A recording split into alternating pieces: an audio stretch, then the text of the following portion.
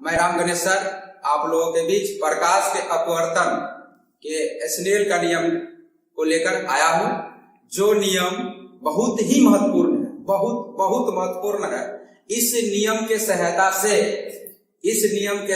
से गोलीय सतह से प्रकाश का जो अपवर्तन सूत्र होता है उसको जब हम प्राप्त करते हैं, साबित करते हैं, उसमें इसकी जरूरत होती है। प्रिज्म सूत्र जब हम लोग साबित करते हैं उसमें इसकी जरूरत होती है। क्रिटिकल एंगल जब हम लोग पढ़ते हैं तो उसमें भी स्नेल के नियम का उपयोग होता है।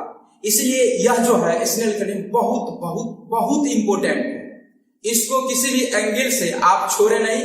अगर इस नियम को समझ गए तो हमें आगे जो लॉन्ग क्वेश्चन जो बोर्ड के एग्जाम में बिहार विद्यालय परीक्षा समिति में जो पूछे जाते हैं उस लॉन्ग क्वेश्चन को साबित करने में हमें बहुत आनंद आएगा, हमें बहुत मजा आएगा। तो देखते हैं ये स्नेल का नियम क्या है। प्रकाश के अपवर्तन का स्नेल का नियम।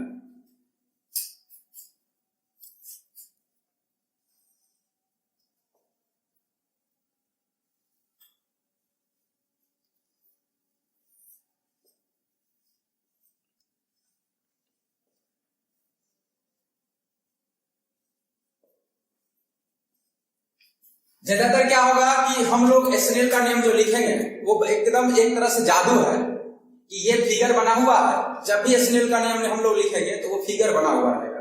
फिगर को देखना है और स्नेल का नियम तुरंत लिख देना है। तो जरा इसको समझे, ये स्नेल का नियम इसमें लिखना है। तो करना क्या है, जब प्रकाश का अपवर्तन होगा उसी समय स्नेल का नियम होगा। प्रकाश का परावर्तन होगा उस समय स्नेल का नियम नहीं होगा।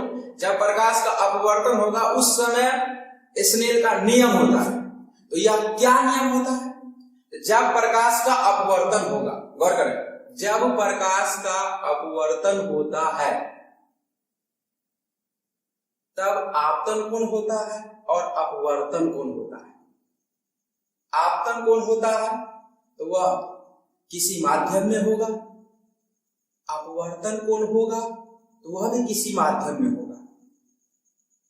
तो चित्र में दिखाया गया है μ1 अपवर्तनांक वाला माध्यम है जिसमें आपतन कोण है और μ2 अपवर्तनांक वाला माध्यम है जिसमें अपवर्तन कोण है। तो जो आपतन कोण है या अपवर्तन कोण है दोनों का जया करेंगे। जया का मतलब साइन आ या साइन आ। आपतन कोण या अपवर्तन कोण की जया, आपतन कोण या अपवर्तन कोण की जया तथा उसके माध्यम के अपवर्तनांक का गुणनफल का मान नियत होता है। इसी को स्नेल का नियम कहते हैं। फिर से समझे, आपतन कोण या अपवर्तन कोण, आपतन कोण या अपवर्तन कोण के जया अर्थात साइन आर और साइन आर तथा उसके माध्यम के अपवर्तनांक के गुणनफल का मान नियत होता है। उसका अपवर्तनांक जो हम मानेंगे तो इस साइन आई को उसके अपवर्तनांक से गुना करेंगे और उसका जो गुणनफल आएगा वह एक कांस्टेंट होगा। फॉर एग्जांपल, कोई माध्यम है उसका अपवर्तनांक μ1 है, हमारा आपतन कोण है i, sine i equal to constant, या mu sine r equal to constant. ये मेन होता है। ये आप इसी पर इसको सेट कर देंगे। इसमें देखिए एक आपतन कोण है और उसका अपवर्तनांक μ1 है। इस आपतन कोण की जया यानी साइन आई और इसका अपवर्तनांक μ1 गुना कर देंगे। μ1 sine i, μ1 sine i equal to हो जाएगा, यानी कांस्टेंट होता है, फिर ये भी कांस्टेंट होता है, दोनों इक्वल हो जाएगा। इसका अपवर्तन कोण r और इसका अपवर्तनांक μ2, तो μ2 गुने साइन r, μ2 गुने साइन r। इसी को हम लोग बोलते हैं स्नेल्स का लॉ, स्नेल्स लॉ। ये स्नेल्स लॉ बोलते हैं। दूसरी बात, ये स्नेल लॉ तो है, कभी कभी हमें ऐसा ही स्नेल का नियम प्रयोग होगा न्यूमेरिकल को बनाने में, और कभी कभी इसका कुछ नोट पॉइंट है उसको याद रखना है। नोट पॉइंट में क्या याद रखना है कि हम ज्यादातर कोई भी फॉर्मूला साबित करेंगे तो उसमें हम लोग लिखेंगे कि आपतन कोण और अपवर्तन कोण का मान बहुत छोटा है, बार बार हमें लिखना पड़ता है। तो लिखेंगे जब एंगल आई या angle r is very small, बहुत छोटा हो, तो हम लिखेंगे साइन आई जो है, साइन आई वह tan r के बराबर हो, tan i के बराबर हो जाता है, और ये या तो i के बराबर हो जाता है। ये रूल है। साइन r जो है वो लगभग बराबर हो जाता है tan r के, या बराबर हो जाएगा r। ये नियम याद रखना है क्योंकि ये मैथ में पढ़ना है, आपके आईएससी का क्लास का जो मैथ है उसमें पढ़ना है, कैलकुलस में। तो साइन आई इक्वल टू लगभग इक्वल टू लिख सकते हो tan r या equal to r, sine r equal to लगभग इक्वल टू लिख सकते हो tan r या लगभग इक्वल टू r। ये इसको आप इसमें वैल्यू पुट कर दो।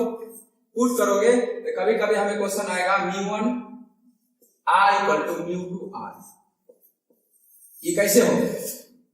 साइन i की जगह पर सिर्फ i लिखाएगा और साइन r की जगह पर r लिखाएगा, इसलिए μ1 i इक्वल टू μ2 r हो गया। एक ये बहुत ही इंपॉर्टेंट क्वेश्चन फार्मूला है, नियम है, इसकी सहायता से हम लोग क्वेश्चन को साबित करते हैं।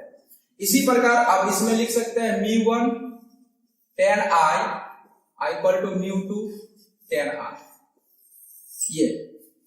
ये भी बहुत महत्वपूर्ण क्वेश्चन है। किसी भी पब्लिकेशन का फिजिक्स का किताब अगर हम पलटते हैं और उसमें μ2/v minus μ1/v equal μ2/v minus μ1/v equal to μ2 minus μ1/r सूत्र को जब साबित करते हैं, इसकी सहायता हमें लेना पड़ता है।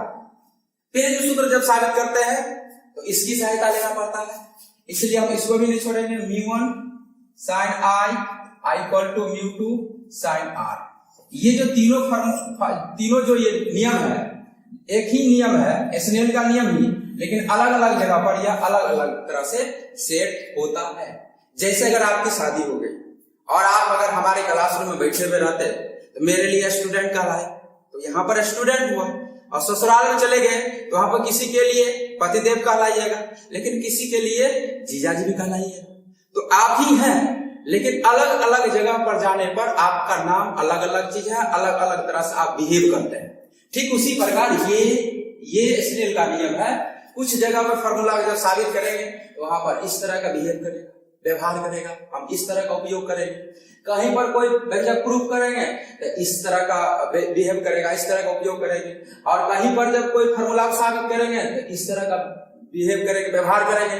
तो अब आपको ये सोच कराना है अगले दिन के वीडियो क्लास में कि ये तीनों सूत्र जो है, ये तीनों नियम जो है, ये तीनों जो नियम है, जिसको ये तीनों एक ही नियम है, स्नेल का नियम, या हमारे 12th क्लास का बिहार बोर्ड का जो सिलेबस है, उस सिलेबस में हमें लॉन्ग क्वेश्चन जो साबित करने के लिए पूछे जाते हैं, वह कौन कौन सा लॉन्ग क्वेश्चन है जिसमें किसी में इसकी जरूरत होती है, किसी में इसकी जरूरत होती है, और किसी में इसकी जरूरत होती है। धन्यवाद।